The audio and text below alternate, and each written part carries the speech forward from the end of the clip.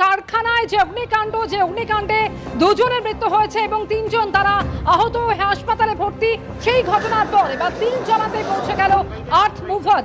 দেখতে পাচ্ছেন এই মুহূর্তে যে জায়গায় আমরা দাঁড়িয়ে রয়েছি, যে জায়গায় গতকালকে অগ্নিকাণ্ডের ঘটনা ঘটেছিল, এই যে বাড়ি, সেই বাড়ির সামনে একের পর এক বুলডোজার নিয়ে ডিএমজি কলকাতা পুলিশের বিপর্যয় মোকাবিলা বাহিনী তারা কিন্তু পৌঁছে গেছেন।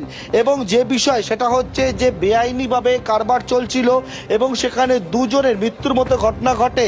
এবং তার পরবর্তীকালে তুমি দেখেছো যে মুখ্যমন্ত্রী শুভেন্দু অধিকারী তিনি কিন্তু কড়া বার্তা দেন যে বেআইনিভাবে কিন্তু এই কারবার এইরকমভাবে চালানো যাবে না। বলা হলো সকাল 11টার মধ্যে রিপোর্ট তৈরি করতে, এবং সেই সকাল 11টার মধ্যে রিপোর্ট তৈরি হওয়ার পরবর্তীকালে একেবারে বেআইনি যে অংশ রয়েছে এই বাড়ির, সেই বাড়ির বেআইনি অংশ ভাঙার জন্য পরপর একের পর এক যে বুলডোজার, সেই বুলডোজার এসে পৌঁছেছে।